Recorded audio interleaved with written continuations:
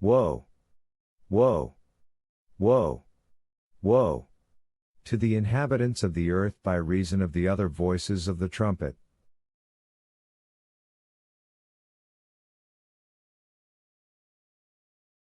Shut up! I said, rising to my feet, and in a terror lest the Martians should hear us. For God's sake!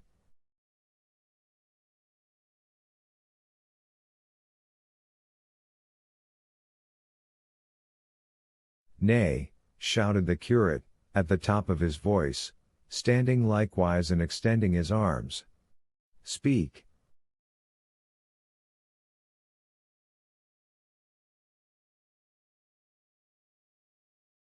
The word of the Lord is upon me. In 3 strides he was at the door leading into the kitchen. I must bear my witness. I go. It has already been too long delayed. I put out my hand and felt the meat chopper hanging to the wall. In a flash I was after him.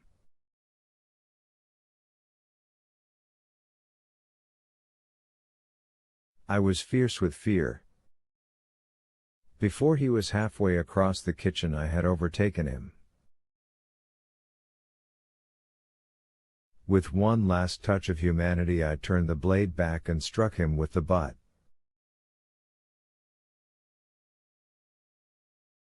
He went headlong forward and lay stretched on the ground.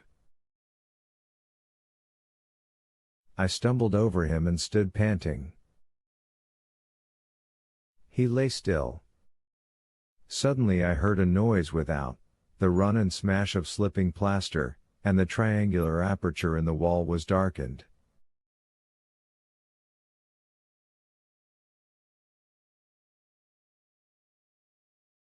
I looked up and saw the lower surface of a handling machine coming slowly across the hole.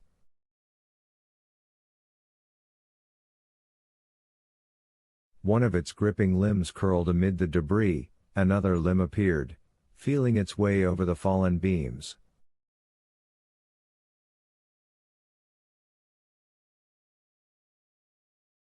I stood petrified, staring. Then I saw through a sort of glass plate near the edge of the body the face, as we may call it, and the large dark eyes of a Martian, peering, and then a long metallic snake of tentacle came feeling slowly through the hole.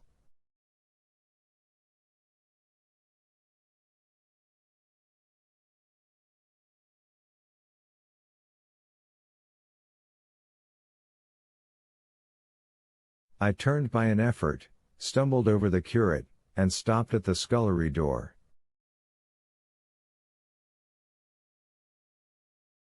The tentacle was now some way, 2 yards or more, in the room, and twisting and turning, with queer sudden movements, this way and that.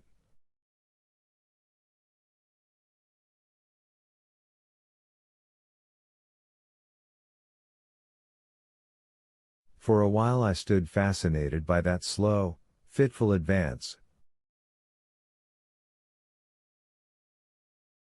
Then, with a faint, hoarse cry, I forced myself across the scullery.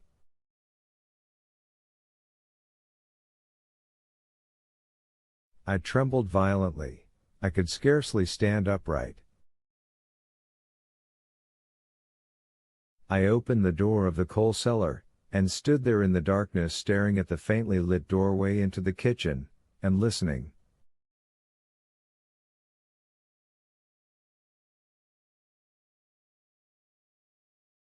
Had the Martian seen me?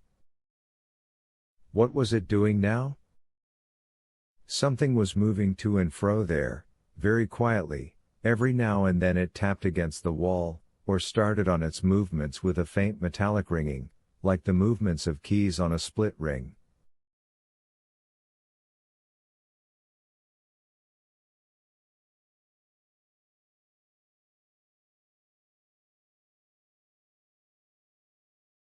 Then a heavy body I knew too well what was dragged across the floor of the kitchen towards the opening.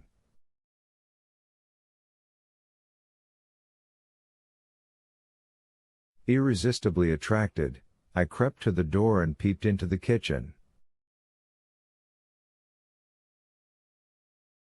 In the triangle of bright outer sunlight I saw the Martian, in its Briareus of a handling machine, scrutinizing the curate's head.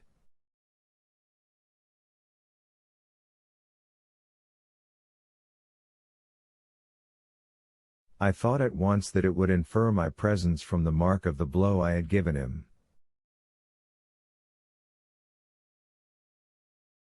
I crept back to the coal cellar, shut the door, and began to cover myself up as much as I could, and as noiselessly as possible in the darkness, among the firewood and coal therein.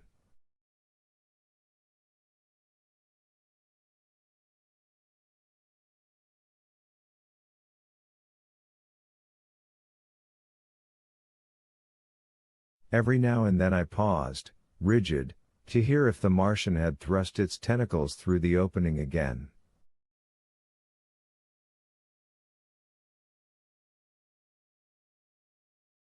Then the faint metallic jingle returned. I traced it slowly, feeling over the kitchen.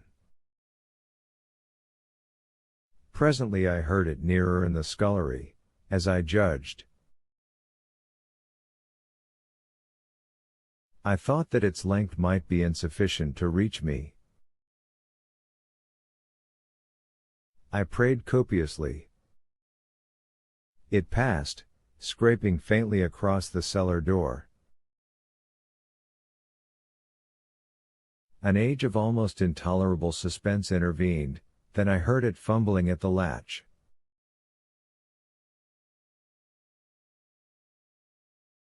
It had found the door. The Martians understood doors. It worried at the catch for a minute, perhaps, and then the door opened. In the darkness I could just see the thing like an elephant's trunk more than anything else, waving towards me and touching and examining the wall, coals, wooden ceiling.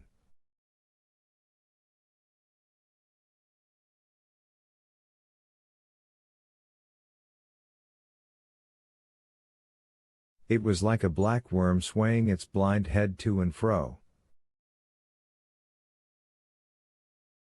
Once, even, it touched the heel of my boot. I was on the verge of screaming. I bit my hand. For a time the tentacle was silent. I could have fancied it had been withdrawn. Presently, with an abrupt click, it gripped something I thought it had me, and seemed to go out of the cellar again.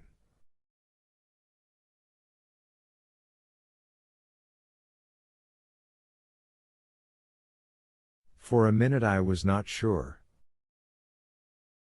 Apparently it had taken a lump of coal to examine. I seized the opportunity of slightly shifting my position, which had become cramped, and then listened.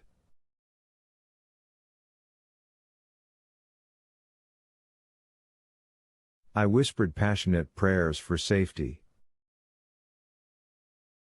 Then I heard the slow, deliberate sound creeping towards me again. Slowly, slowly it drew near, scratching against the walls and tapping the furniture.